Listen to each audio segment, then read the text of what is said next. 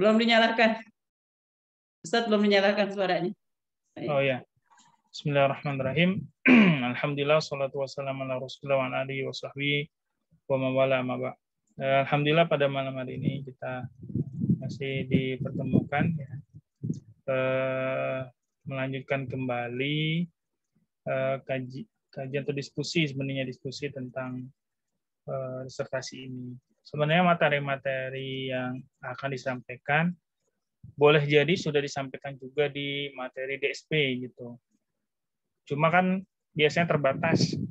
Satu terbatas, yang kedua kita kalau mau nanya itu mungkin canggung atau apa gitu ya. Tapi kalau di diskusi ini sangat terbuka, Bebas. Iya, bebas, betul. mau nanya apa aja juga. Nggak Makanya usah. saya tunggu-tunggu banget forum kayak gini. Agak Ya, leluasa ya. dan kita juga materi-materi yang disampaikan juga saya ambil dari berasal dari dosen-dosen yang juga menyampaikan di DSP gitu kan, di discussion di grup itu kan, grup disertasi ya, misalnya Pak Muid ya, Pak Dr. Muid, kemudian juga Prof. Darwis ya, dan Bu Dr. Nur Alfiah. Nah, itu materi-materi sebagian sudah ada di saya gitu sebenarnya. Nah, tinggal nanti kita bagaimana pendalaman. Ya, terima kasih banyak. Beberapa itu sudah ada yang ini, Bu Dokter sudah langsung japri ke saya. Ada yang sudah ketemu juga kayak tadi Ustadz Faisal. Faisal. Iya. Beliau udah semester 3 ya sekarang ya? Semester 3. Bingung katanya mau judul apa. Tapi saya tanya mau di bagian apa nantinya kan. Judulnya itu tema umumnya. Kata dia di bagian dakwah, kata dia. Dakwah dalam perspektif Quran. Udahlah, tadi ada judul, kita coba diskusikan, kita bahas ya, sampai pembuatan outline-nya juga kita coba diskusi sampai saya kasih dua minggu tuh Bu Dokter. Waktunya maksimal 2 minggu, sebab biasanya lebih dari 2 minggu tuh malas lagi itu. Iya. 2 minggu, nanti 2 minggu selesai. Isi baru diskusi ya, diskusiin lagi ya. Nanti saya periksa, kemudian oke, maju. Alhamdulillah kemarin tuh si Pak Zaini Aki atau siapa tuh yang Pak Zaini bagus tuh, selama kuliah juga saya lihat luar biasa ya. Iya. Karena mungkin karena ngimbanginnya saya kan baru masuk ya, beliau sebetulnya udah ngelewatin semester 1 ya.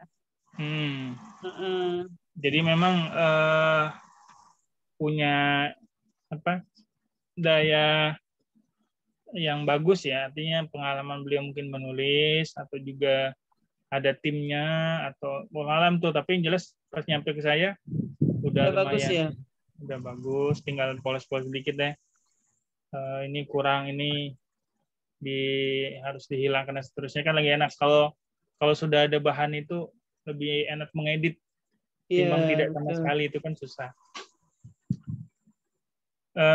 Kemudian memang kalau di beberapa kampus itu ada yang ketat, ada yang setengah ketat, ada yang longgar gitu ya. Nah, kita ini sebenarnya pertengahan lah ya, kalau untuk saya PTQ itu pertengahan. Dia nggak terlalu ketat juga kayak UIN harus ini harus itu dulu kemudian susah ya. Tapi ya jalanin aja dulu sesuai dengan prosedur yang sudah ada, ujian kompre dan seterusnya itu sampai proposal, WIP 1, WIP 2, ujian tertutup terbuka. Kalau di UIN kan dia harus nulis dulu di jurnal, kemudian nerbitin ini, nerbitin itu, banyaklah syaratnya. Nah, memang latar belakang penulisan itu disesuaikan dengan kemampuan penulis. Dalam hal ini mahasiswa ataupun kita yang nulis nih, Bu Dokter. Iya. Jadi kita kan kemampuan kita sejauh mana, itulah judul yang kita akan capai. Kalau judul terlalu berat, nanti khawatir kita nggak bisa nggak bisa selesai lah gitu. Satu yang Terlalu kedua, mudah juga, iya di, terlalu mudah yang ditolak biasanya. Judul terlalu mudah itu iya, biasanya artinya ditolak. ini apa? Kalau kita terlalu mudah juga mudah ditebak gitu ya. Terlalu berat juga Ya, pertanggungjawaban kita berat bisa gitu. jangan terlalu berat. Terlalu berat tuh nanti Iya, itu jadi pertanggungjawabannya ketika mempertanggungjawabkan ininya kan hmm, penelitiannya, penulisannya. jadi dibilang suatu tulisan itu berat tuh pertama jarangnya literasi maupun rujukan. Jadi misalnya kita ngambil judul, rujukannya itu jarang. Kalaupun Oh, ada itu itu berat jarang. itu. Itu berat Oh, itu. Itu mendingan nggak usah dibahas. Kenapa? Karena rujukannya nggak ada. Ya. Yang kedua adalah ayatnya nggak ada gitu. Ya gimana kita ini mau bahas ayatnya yang ngomong aja nggak ada itu kan? karena Uh, jurusannya ulumul Quran ya, ya harus ulumul ada ya. Quran dan tafsir itu. Jadi harus ada kaitan teorinya dalam hal ini tulisan-tulisan sebelum kita atau kajian pustaka sebelumnya. Dan juga literasi baik bahasa Arab, bahasa Indonesia, ya minimalis banget bahasa Indonesianya lah, gitu kan. Bahasa Inggris itu ada yang bahas itu, jadi kita enak. Ibarat kita mau masak nasi goreng, udah ada nasinya kan, tinggal kasih kecap dikit dan seterusnya kan bisa jadi. Yang masalah kita mau masak nasi goreng, nasinya nggak ada ya, cuma goreng doang, Iya, iya, iya. goreng angin doang itu. Nah ini yang banyak terjadi. Jadi ada orang tuh terlalu berat dalam artian tidak ada ininya, atau juga terlalu idealis ingin tulisannya sehingga nggak jadi-jadi gitu kan. Saya pengen begini kan, akhirnya pasti itu ada aja celah untuk para penguji maupun prodi gitu kan untuk melihat kekurangan itu, dan kita dalam posisi yang menerima masukan gitu, bukan malahan mau bantah-bantahan gitu. Kayaknya Iya, kita yang repotnya di kita juga. betul betul. Nah, berbicara tentang judul, sebenarnya saya punya itu Bu Dokter, tapi jangan di sini gitu, karena ini kan direkam. Iya, iya, iya, iya. Ya nanti aja mungkin lebih ini mungkin tentang Palestina gitu ya, Palestina. Ada sih beberapa tema-tema yang ini bisa kita angkat untuk karena Iya. pertama terjun di sana, ngurusin hal itu juga gitu. Tapi bisa Dia juga ini sih, dokter artinya nggak harus Palestina sih tadi itu. Kalau saya pilihannya tentang Palestina, saya kebayang sih berarti kan rujukannya juga kan untuk bab ini agak sedikit ya. Salah satu contoh waktu saya baca kitab tafsir ya, berbagai macam tafsir tentang surah Al-Isra saja yang membahas tentang Baitul Maqdis sedikit ya para ulama tafsir gitu.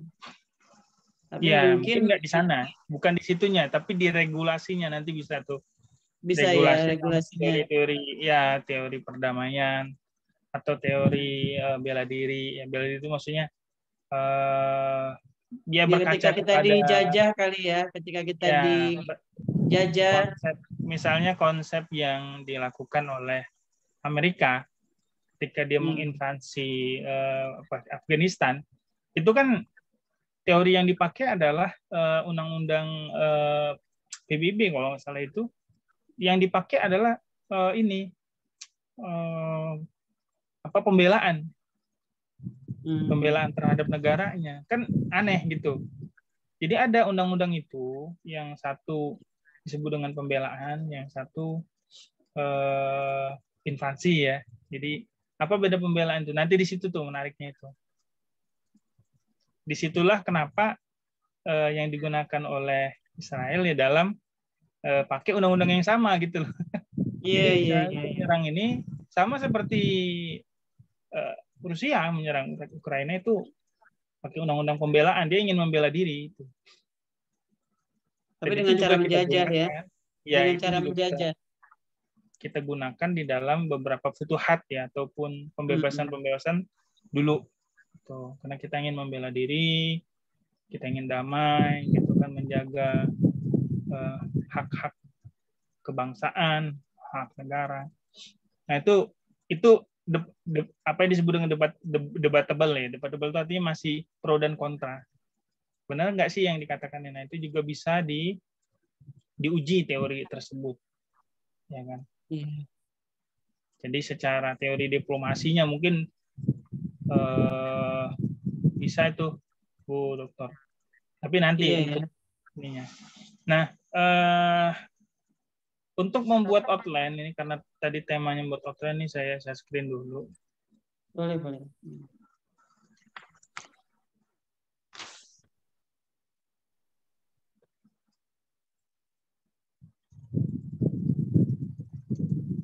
Kelihatan ya Bu Dokter ya? Boleh, boleh. Kelihatan, kelihatan. Ya. Jadi ini saya ambil contoh yang punya saya aja. Ya. Gak apa-apa. Gerakan sosial ini juga udah terbit jurnalnya. Nah, sebagaimana saya share di grup. Jadi kenapa judulnya itu Gerakan Sosial dalam Upaya Perlindungan Anak? Karena perlindungan anak itu masih sekedar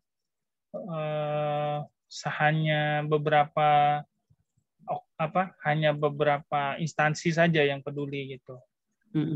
Di beberapa kasus itu, misalnya di tindak kekerasan fisik ataupun kekerasan seksual misalnya pada anak tuh biasa aparat keamanan itu hanya begini nih, udah damai ya gitu. Nah, sementara si korbannya kan nggak bisa. Jadi itu alasan. Yang kedua adalah memang banyak para pelaku kekerasan itu baik oleh anak sendiri, korbannya itu anak atau pelakunya anak, yang terjadi saat ini ya di salah satu pesantren. Nah itu orang-orang terdekat biasanya malahan yang harusnya melindungi malah sebaliknya. Iya, iya. Nah, salah satu upayanya sebenarnya gerakan itu semacam kesadaran bersama bahwa kesempatan setiap orang tuh punya kesempatan untuk melakukan kekerasan dan setiap orang juga punya tanggung jawab untuk melindungi sesama dari kekerasan. Nah, tinggal bagaimana kita memanage-nya gitu, Bu Dokter. Jadi itu alasan-alasannya. Maka ketika kita ingin melihat satu judul, itu seharusnya atau ingin memilih satu judul, kita berangkat dari masalah-masalah yang terjadi di masyarakat. Jadi gerakan sosial itu bagus, tetapi banyak politik gitu biasanya. Gerakan sosial itu politik ujungnya. Ya. Nah, menjadi pro kontra ataupun apakah bisa atau tidak menjadi gerakan perlindungan anak ini, nah itu sudah dibuat oleh KPI ya, apa namanya itu, Komisi Perlindungan Anak, KPAI, ya kan, dan KPAI. bekerja sama dengan Kementerian Perempuan dan Anak gitu. Itu bikin gerakan perlindungan anak, ya sama gerakan Kota Ramah Anak gitu kan. Tapi hanya sekedar slogan aja, ya. Jadi tidak ada dukungan dana, tidak ada dukungan kebijakan, tidak ada kesadaran masyarakat untuk itu. Nah, langsung kepada outline-nya. Jadi kalau untuk bab 1 itu hampir sama. Bab 1 itu latar belakang, identifikasi masalah. Ini masalah-masalah kita sebutin semua tuh. Kalau identifikasi masalah. Baru yang C-nya pembatasan masalah. Jadi apa yang mau dibatasin, masalah yang mau dibahas. Latar belakang masalah yang tadi Ustadz sebut ya. Iya, jadi misalnya terjadinya kekerasan seksual ataupun kekerasan fisik atau verbal kepada anak di sekolah maupun di rumah itu kan. Bagaimana upayanya itu? Jadi judul kita itu adalah upaya untuk memberikan solusi dari permasalahan kekerasan kepada anak yang tiap tahun itu meningkat. Tiap tahunnya selalu ada. Itu satu. Yang kedua, antara masalah dan penyelesaian, upaya-upaya penyelesaian itu sangat minim. Di antaranya tadi minim dana, itu kan minim kebijakan, Jadi banyak sekali hal-hal yang membuat perlindungan kepada anak ini agak sulit gitu Bu Bu Iya, ya. Bu Nurjana ya. Hmm. Jadi kemudian ya mungkin selain juga studi kasus seperti itu, satu studi kasusnya ya, case-case di lapangan, juga kita bisa melihat bagaimana amanat undang-undang. Jadi amanat undang-undang kita tuh ada namanya perlindungan anak, sudah ada. Tuh, mungkin kalau nanti tentang kemerdekaan Palestina kan bisa tuh undang-undang pembukaan undang-undang 1945 kan. Oh iya iya. Ya, bahwa penjajahan di atas dunia harus dihapuskan karena tidak sesuai dengan pri kemanusiaan dan pri keadilan dan seterusnya. Cuma bagaimananya itu yang menjadi perdebatan kan. Bagaimananya, iya. bagaimana cara menghapuskannya itu kan. Nah, itu yang menjadi sampai sekarang. Jadi bab satunya, jadi kita hampir sama lah, bab satu nggak ada masalah Bu Dokter ya. Iya iya. Ya. Kemudian bab 2 ini biasa berbicara tentang diskursusnya. Atau kalau diskursus itu bahasa kitanya bahasa apa ya? ini aja ilmiah, bahasa kitanya itu kan definisi. Oh. Isinya seputar judul kita. Itu kalau judulnya tentang pemberdayaan perempuan ya kan. Pemberdayaan perempuan dalam perdamaian, misalnya contoh aja pemberdayaan perempuan dalam perdamaian Palestina dan Israel misalnya ya. Nah berarti di situ kan definisinya pemberdayaan apa, perempuan yang dimaksud itu tuh jadi apa? Jadi ada kata perempuan situ ya, pemberdayaan perempuannya itu ya terhadap misalnya perdamaian Palestina itu disebut di situ apa persoalan anak dan perempuan bisa nggak dimasukin ya? Iya, jadi kita definisikan nih di bab 2 tuh rata-rata definisi semua tuh Bu Dokter. Oh iya. Kalau di sini ini kan Ustaz selesaikan ya di grup ya? Sudah. Jadi gerakan sosial. Ustaz selesaikan ya waktu itu ya? Sudah. Sudah saya share lagi tuh. Gerakan sosial itu apa, perlindungan itu apa, anak itu siapa kan? Itu. Tipologinya apa dan seterusnya itu. Ini kan hanya ini penting tuh pengertiannya tuh di bab 2. Iya. Nah, kemudian di bab kan ada dua item nih, konsep gerakan sosialnya sama definisi gerakan sosial sama iya. Karena di atas judulnya itu ada dua ya, tentang ada gerakan dua sosial dan perlindungan. Jadi definisi dibuat dua itu ya. Iya. Sementara kalau Qur'annya kan nggak usah lagi karena memang sudah masuk lah. Nah, kemudian bab 3 ini jawaban dari rumusan masalah. Di sini kurang rumusan masalah nih. Ini harusnya ada namanya rumusan masalah. Rumusan masalah itu di atas pembatasan masalah misalnya. Jadi interpretasi masalah, rumusan masalah, pembatasan masalah. Nah, di situ nanti disebutkan. Misalnya kalau di sini ditulis bentuk gerakan sosial, berarti kan apa saja bentuk gerakan sosial dan perlindungan anak dalam Al-Quran. Jadi kita menjawab di bab 3 itu adalah rumusan masalah yang pertama. Term yang berhubungan dengan gerakan sosial dalam Al-Quran. Nah, ini B, term yang berkaitan dengan anak. Jadi ini isi. Kalau arti term itu apa sih, Seth? Kalau bahasa ininya term itu bagian ya? Term itu istilah artinya. Oh, istilah yang artinya istilah yang berhubungan dengan gerakan sosial. Jadi semacam apa sih yang berkaitan di dalam Quran itu tentang gerakan sosial itu apa ininya? kata-kata yang menjadi keipasnya atau kiipasnya itu yang Iya. yang menjadi kunci ya, kata kunci. Iya. Kata kuncinya yang kita ambil nih kayak Zuria bin itu kan tentang wikoya itu kan pelindungan, irdo artinya memberi ASI kan, Inja, Iya. Kiswa memberikan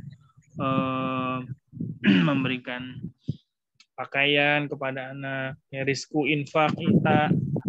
Nah, jadi ada seperti itu kita bahas. Nah, bab keempat adalah jawaban rumusan masalah yang kedua. Tuh, apa sejarah gerakan sosial pada masa Islam. Nah, ini disebutin. Tuh, di bab 4 ya. Biasanya sih cuma sampai bab 5 ini karena saya sampai bab sampai 6 bab ya. Jawaban rumusan masalah yang kedua ya. Iya, jadi rumusan masalah yang pertama ada di bab 3. Ada di bab 3 nih. Iya. Apa bentuk gerakan sosial dan perlindungan anak dalam Quran? Kemudian di bab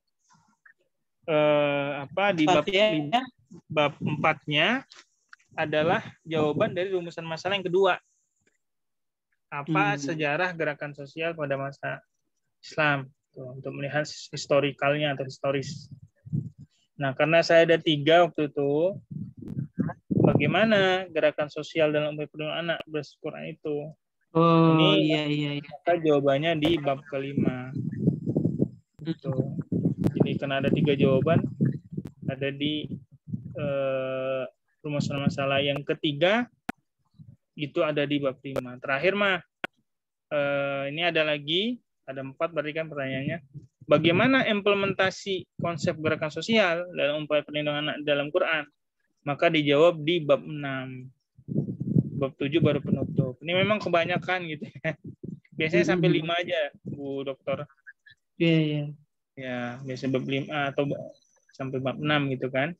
Dari sini berapa halaman deh jadinya? Kemarin saya kan karena berubah ya. Berubah itu jadinya sekitar 450 halaman kalau nggak salah. Banyak banget ya. Iya, cukup banyak banget. Kan minimal sebenarnya 3,5 ya, 350. Minimalnya ya. Ya, nih. Ya kita kan begini karena juga dibimbing aja sama Kaprodi dulu. Jadi seperti itu. Ustadz nanti dikirimin lagi itu ya. Saya kan HP-nya kemarin rusak tuh, jadi semuanya hilang. Iya. Ya nanti dikirimin lagi. Saya mau nyontek bacanya gitu maksudnya. Ya, jadi pada dasarnya untuk menyusun outline itu disesuaikan dengan dengan rumusan masalah. Ya minimal bisa rumusan masalah 2 gitu. Jadi nanti rumusan masalah pertama di bab ketiga dan rumusan masalah kedua di bab 4, nanti bab 5 cuma penutup dan saran. Gitu. Tadi yang di situ rumusan masalah 1 itu yang di pembukaan itu kan ya? Bukan? Gimana? Yang rumusan masalah 1, 2, 3 itu yang di pendahuluan ya Ustaz? Iya betul, yang di pendahuluan di bab 1. Jadi jawabannya itu di bab 3, 4, 5 gitu ya? Iya, 3, 4, 5. Kalau rumusan masalah ada 3. Iya. Jadi dia kan rumusan masalah ada 3, berarti kan bab 2 kan semuanya definisi semuanya isinya. Iya, betul. Karena kualitatif. Iya. Kalau kualitatif itu begitu biasanya. Nah, kalau kuanti itu hitung-hitungan, biasanya di bab 2 itu udah angka-angka. Itu yang saya pusing, saya maunya kualitatif aja. Iya, kualitatif betul. Angka-angka nanti di bab 3 bab 4-nya itu adalah penjabaran tentang metodologi, kemudian nanti kesimpulan biasanya. Metodologi. Kalau kita buat makalah juga seperti ini sebetulnya ya, cuma dia lebih simple ya, 25 halaman gitu ya. Iya. Gitu. Bedanya begitu aja. Kalau kuanti itu bab 2-nya isinya sudah angka-angka semua tuh. Iya, Nah, iya, bab iya. bab 3-nya itu metodologi, bab 4 pembahasan. Jadi dibahas angka ini Hmm, kenapa, ini artinya begini ini nih. Analisa. iya, Babnya iya, iya. bab 5 udah kesimpulan sama penutup. Nah, penutup itu kesimpulan sama saran. Iya, iya, iya. Ya. Nah, sekarang cara kita untuk mengisi bab 3 dan bab 4 atau rumusan masalah. Bagaimana caranya? Nah, jadi pertama adalah dengan membaca jurnal maupun disertasi yang sudah ataupun semacam apa tulisan kajian pustaka sebelumnya. Jadi kita lihat misalnya judul tadi tentang pemberdayaan perempuan, Bu Dokter. Kita lihat nanti di jurnal ada nggak tentang pemberdayaan perempuan ya. Coba lihat kita di Umum dulu tuh ya, pemberdayaan perempuan umum ya, belum kaitannya iya dengan yang Palestina umum ya. dulu. Halo.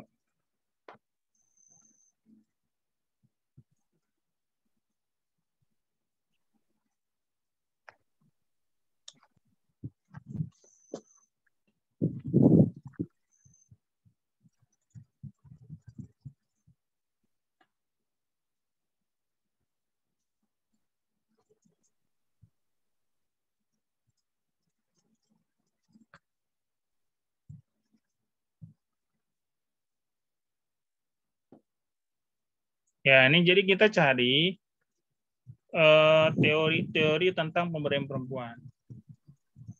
Nah, seperti apa kan? Nah, langsung ketemu nih. Nah, ini apa? Pemberdayaan perempuan dalam kesetaraan. Nah, ini pemberdayaan ahli. Itu kita ngambil dari situ boleh ya, dari itu tadi ya Boleh, jurnal ya. boleh.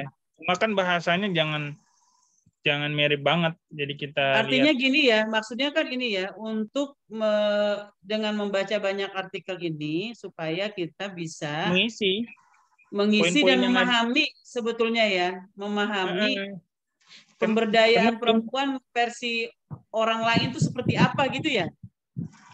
jadi begini, biasanya kan ditanya kita, apa Hmm. sih keunggulan dari disertasi judul yang Bapak Ibu bahas? Hmm. Itu, Bu Dokter.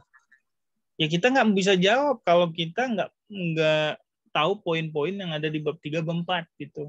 Iya, betul. Apa yang membedakan tulisannya? Ya kan kita baru mulai, masa kita udah ditanya hasilnya. Maka Hmm. hasil sementara harus ada dulu hasil sementara. Itu yang saya bilang tadi poin-poin. Kalau di sini nih, ini kan ada pemberdayaan. Nah, jadi ini kayak gini nih, misalnya Wonder polisi, ya kan Wonder polisi, kebijakan satu pintu. Kita tulis di situ nanti kebijakan dasar pemberdayaan perempuan itu adalah Wonder polisi, artinya kebijakan satu pintu. Di dalam implementasinya atau di dalam prakteknya ketika perdamaian di Palestina misalnya kan, atau Iya. peningkatan kualitas SDM perempuan. Jadi di situ kita sudah ada semacam kisi-kisinya gitu, Bu Dokter. Iya, iya, iya, iya, iya. Atau penegakan hak asasi manusia. Jadi misalnya kita bertanya begini, bagaimana konsep pemberdayaan perempuan? Kita jawab konsepnya adalah dengan penghapusan kekerasan terhadap perempuan. Itu harus terpenuhi itu. Kita lihat dari poin-poinnya tadi. Satu, ya kan, peningkatan kualitas misalnya ya, peningkatan kualitas SDM perempuan. Dua, penegakan hak asasi manusia. Jadi kita ambil dulu nih, mungkin dirubah aja dikit-dikit kata-katanya, Iya, peningkatan iya, iya. kualitas SDM perempuan. Berarti apa Iya, iya. namanya itu? Jadi kita Ya, kita ngambil gambaran umum, kemudian kita iya kaitkan gambaran umum dengan nanti formasi di diolah. Palestina, baru kita sesuaikan gitu ya. Iya betul. Iya, Saya iya, perlu. iya.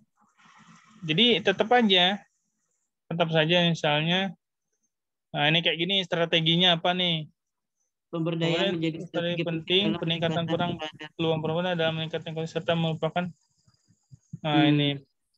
Nah, ini kan Nah, bisa kan ini juga nih. maknanya gini, bahwa setiap agresi, setiap penjajahan yang berada di garda terdepan, korban utama adalah anak dan perempuan gitu ya?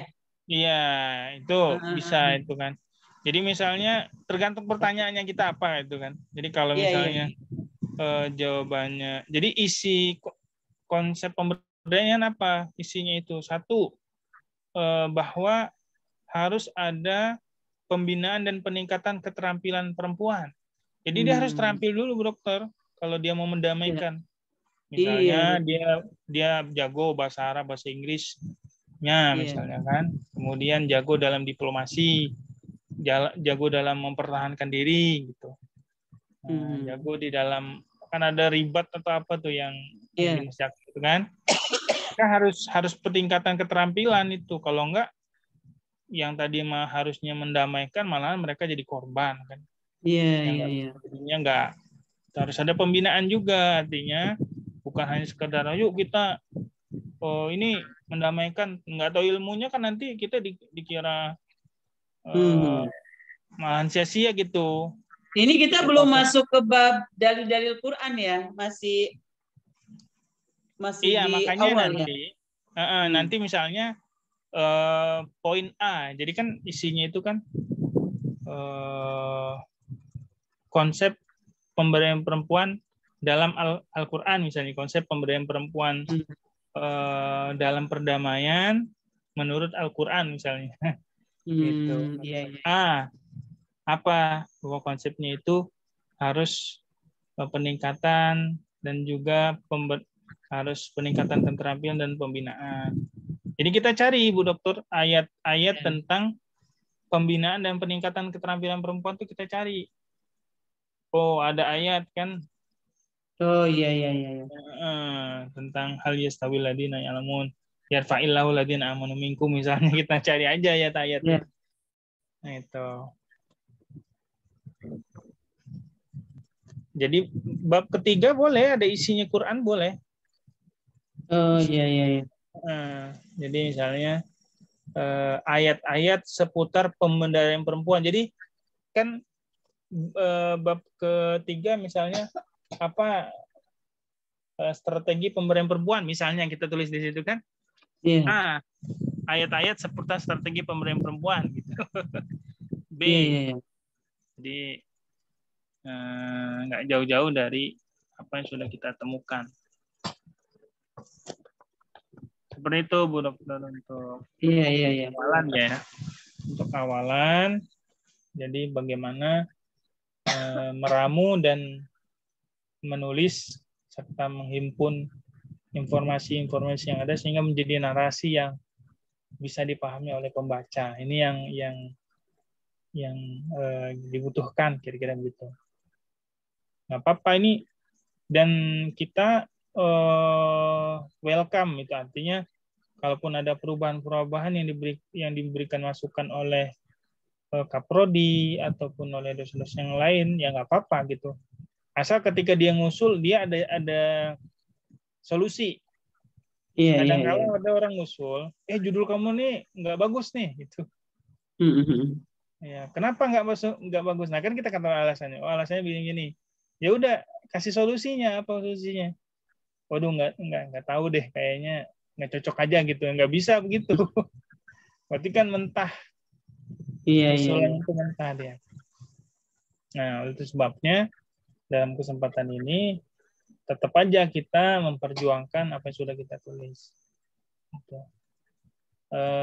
Yang biasanya kita terluput itu adalah ketika kita sudah menulis outline, kemudian kita udah di ACC, kita nggak maju-maju ujian komprehensif. Jadi Jadi langsung aja agak ada jeda ya.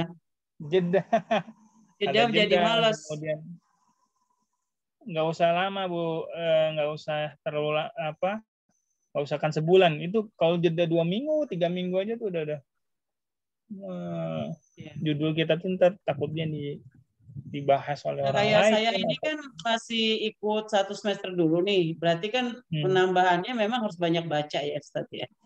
ya Baca-baca baca jurnal. teori-teori, kemudian apa sih yang bisa. Tapi nggak masalah ketika kita sudah bikin proposal atau kita sudah bikin judul outline gitu, nggak masalah. Ketika hari hanya semester 3 itu udah boleh ngajuin judul, kita ngajuin. Udah enak ya. Ya. Macam orang tuh udah ada gambaran lah gitu ini. Nah, seterusnya adalah kita ngumpulin tuh, kita kalau udah tahu judul outline-nya kan udah Ya. ketahuan nih. Referensi ya, ngumpulin referensi ya. Ngumpulin referensi. Saya biasanya 3 tuh, kita bikin 3 folder. Bahasa Inggris, bahasa Arab, bahasa Indonesia. Hmm. Ya nyambung nggak nyambung, hal yang kedua yang penting, maksudnya nyambung nggak nyambung begini. Kadang ada sama judulnya gitu, tapi ya dia bahas apa, kita bahas apa. Misalnya pemberdayaan jurnal ya, ada tulisan pemberdayaan perempuan dalam perlindungan anak Hmm. misalnya. Kan masih masih sama tuh pemberdayaan Walaupun perempuan kita juga. judulnya tadi gerakan Iya, sosial ya. dalam dalam perdamaian Palestina misalnya. Iya, iya, iya, Nah, iya. jadi kita cari yang sama itu Berarti pemberdayaan dulu dalam bahasa Ustadz Arab. ini ya kalau bahasa Inggris ya ini ya searching di terjemahan. Ya, terjemahin caranya begini, caranya kita terjemahin dulu pemberdayaan itu dalam bahasa Inggris apa. Hmm. Misalnya ini saya kasih contoh.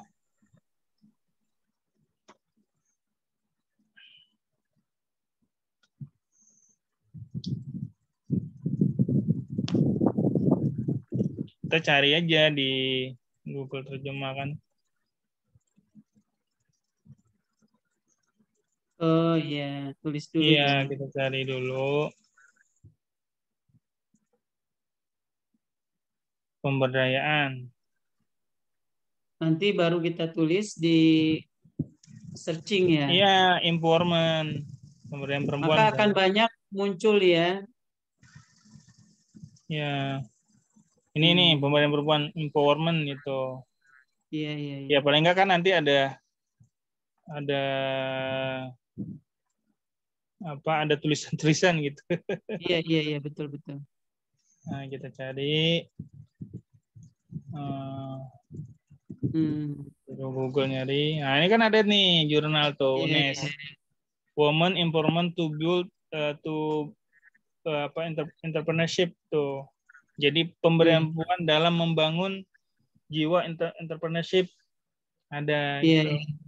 Yang penting ada aja dulu kan nanti Iya, iya. tulisan hanya sekedar definisi, hanya sekedar kutipan, hanya Nah, sekedar kalau kita mau ngambil itu, Ustadz, kan misalnya ada kita mau butuh definisi ya, bisa yang ngambil dari sini ya? bisa sebenarnya bisa sebagai pendukung ya, sebagai pendukung. Hmm. Nah, ada juga kan harusnya kan kita ngambilnya kalau memang Ke enggak aslinya dari katanya ya. ya nggak apa-apa kita lihat kan. Nih, kemudian about woman empowerment kan, manajemen. Jadi Hmm. manajemen pemberdayaan perempuan model model manajemen pemberdayaan perempuan untuk apa nih local economy development nih pembangunan ekonomi mikro ya apa ya Iya, apa iya, iya. makro begitu. Jadi Lokal. wah kan keren juga kan walaupun referensi kita bisa gitu kita ambil aja yang menyambung dengan tulisan Itu kita kalau kita nanti kutip. kalau mau dibuat pustakanya dimasukin jurnal ini ya. Iya kita masukin jurnal nama jurnal isi judul judul tulisan di jurnal itu kemudian nama jurnalnya apa biasanya dimiringin itu nama jurnal bukan Hmm. judulnya. Terus doi-nya berapa kan ada nomor tuh nomor doi atau nomor jurnal Hmm. sebutin halaman berapa. Hmm.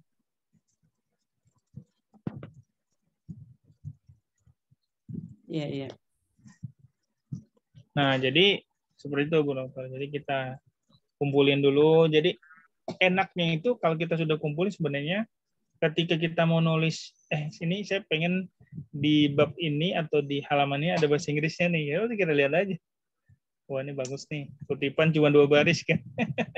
Yang penting nyelip nih bahasa Inggris atau bahasa Arab, gitu kan. Caranya juga sama tadi, kita cari yang enak, yang lebih mudah dulu sih yang jurnal gitu.